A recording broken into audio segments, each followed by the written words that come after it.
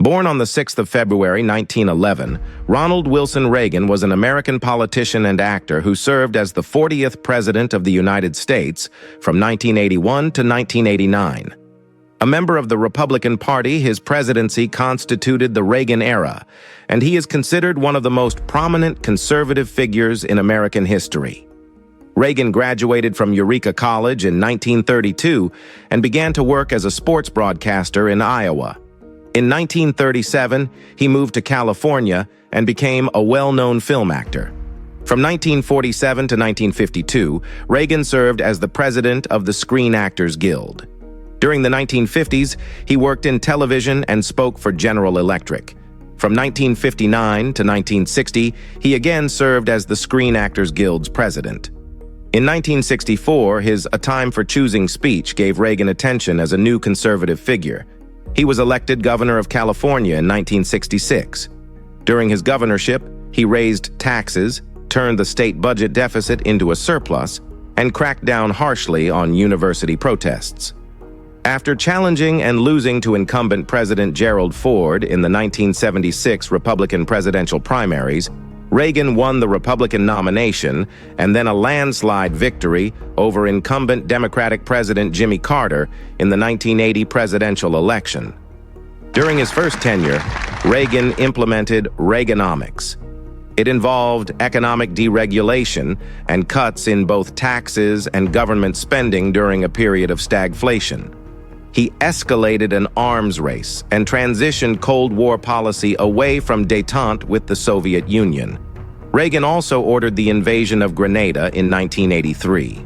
Additionally, he survived an assassination attempt, fought public sector labor unions, expanded the war on drugs, and was slow to respond to the AIDS epidemic in the United States, which began early in his presidency.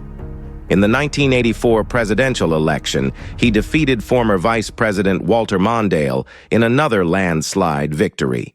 Foreign affairs dominated Reagan's second term, including the 1986 bombing of Libya, the Iran-Iraq War, the secret and illegal sale of arms to Iran to fund the Contras, and a more conciliatory approach in talks with Soviet leader Mikhail Gorbachev that culminated in the Intermediate Range Nuclear Forces Treaty.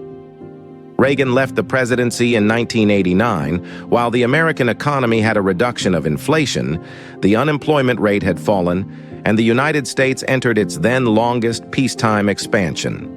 At the same time, the national debt had nearly tripled since 1981 due to his cuts in taxes and increased military spending, despite cuts to domestic discretionary spending. Reagan's policies also helped contribute to the end of the Cold War and Soviet communism. Alzheimer's disease hindered Reagan's post-presidency, and his physical and mental capacities rapidly deteriorated, ultimately leading to his death in 2004. Historians and scholars have typically ranked him among the middle to upper tier of American presidents, and his post-presidential approval ratings by the general public are usually high. In January 1940, Reagan married Jane Wyman, his co-star in the 1938 film Brother Rat. Together they had two biological daughters, Maureen in 1941 and Christine in 1947, born prematurely and died the following day. They adopted one son, Michael, in 1945. Wyman filed to divorce Reagan in June 1948. She was uninterested in politics and occasionally recriminated, reconciled, and separated with him. Although Reagan was unprepared, the divorce was finalized in July 1949. Reagan would also remain close to his children. Later that year, Reagan met Nancy Davis after she contacted him in his capacity as the SAG president about her name appearing on a communist blacklist in Hollywood. She had been mistaken for another Nancy Davis. They married in March 1952 and had two children, Patty in October 1952 and Ron in May 1958. Reagan became the host of MCA Inc. television production, General Electric Theater. It featured multiple guest stars, including Ronald and their wife, Nancy Reagan, who retained her stage name, Nancy Davis. They acted together in 3 episodes. However, the film lists viewers and declined in the 1960s, and the show was canceled in 1962. In 1965, Reagan hosted another MCA production called Death Valley Days. Reagan became a Democrat, viewing Franklin D. Roosevelt as his role model and a true hero. He joined the American Veterans Committee and Hollywood Independent Citizens Committee of the Arts, Sciences, and Professions, HICASP, worked with the AFL-CIO to fight right-to-work law, and continued to appear in a radio program called Operation Terror to speak out against racism when he was in Hollywood. In 1945, Reagan planned to lead a HICASP anti-nuclear rally, but Warner Brothers prevented him from going. In Front the Six, the Ku Klux Klan activity in the country, citing the attacks as a capably organized, systematic campaign of fascist violence and intimidation and Ho error. Reagan also supported Harry S. Truman in the 1948 presidential election and Helen Gahagan Douglas for the U.S. Senate in 1950. Reagan believed communism was a powerful backstage influence in Hollywood, leading to the fight against Gary. In 1966, Reagan announced his candidacy for the California governorship, repeating his stances on individual freedom and big government. When he met with black Republicans in March, he was criticized for opposing the Civil Rights Act of 1964. Reagan responded that bigotry was not in his nature and later argued that specific provisions of the act infringed upon the rights of property owners. After the Supreme Court of California ruled that the initiative that repealed the Rumford Act was unconstitutional in May, he voiced his support for the act's repeal, but later preferred amending it. In the Republican primary, Reagan defeated George Christopher, a moderate Republican who William F. Buckley Jr. thought had painted Reagan as extreme. Reagan's general election opponent, incumbent Governor Pat Brown, attempted to label Reagan as an extremist and tout his accomplishments. Reagan portrayed himself as a political outsider and charged Brown as responsible for the Watts riots and lenient on crime. In numerous speeches, Reagan hit the Brown administration about high taxes, uncontrolled spending, the radicals at the University of California, Berkeley, and the need for accountability in government. Meanwhile, many in the press perceived Reagan as monumentally ignorant of state issues.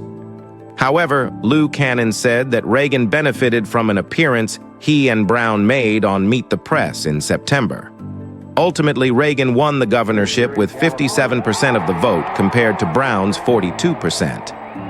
Ronald Reagan was the 33rd governor of California for 2 terms, the first term in 1967 and the second term in one left.EFT office in 1975, rejecting to run for a 3rd term. In 1967, Reagan reacted to the Black Panther Party's strategy of cop-watching by signing the Mulford Act to prohibit the public carrying of firearms. The act was California's most restrictive piece of gun control legislation, with critics saying that it was overreacting to the political activism of organizations such as the Black Panthers. Ronald Reagan announced his candidacy for President of the United States on November 20th, 1975. Ladies and gentlemen, Ronald Reagan. Good evening. I'm here tonight to announce my intention to seek the Republican nomination for President of the United States. He won primaries in several states, but eventually lost the nomination to incumbent President Gerald Ford at the 1976 Republican National Convention. In the run-up to the New Hampshire primary, Ford attacked Reagan's plan to cut $90 billion from the federal budget, as well as Reagan's plans for Social Security. Reagan's stump speeches included attacks on welfare queens, as well as other attacks on government welfare programs. In Florida, Reagan lost 53%, 47%, and in Illinois by 59%, 40%. Despite pressure to leave the race, Reagan pledged to stay in the race through the convention. The Texas campaign lent renewed hope to Reagan, who swept all 6 delegates chosen in the May 1st primary, with 4 more awaiting at the state convention. Much of the credit for that victory came from the work of 3 co-chairs, including Ernest Angelo, the mayor of Midland, and Ray Barnhart of Houston, whom Reagan, as president, would appoint in 1981 as director of the Federal Highway Administration.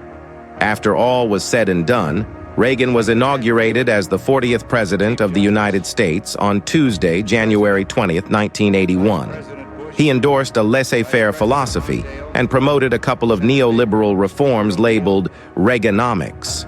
Reaganomics involved economic deregulation and cuts in both taxes and government spending during a period of stagflation. He also lifted the federal oil and gasoline price controls on January 28, 1981. In August, he signed the Economic Recovery Tax Act of 1981 to lower federal income tax rates dramatically. Despite the questions about the federal debt, Reagan signed the Tax Equity and Fiscal Responsibility Act of 1982, making it one of the 11 times Reagan raised taxes. We're going to make it economical to raise children again. Flatter rates will mean more reward for that extra effort, and vanishing loopholes in a minimum tax will mean that everybody and every corporation pay their fair share.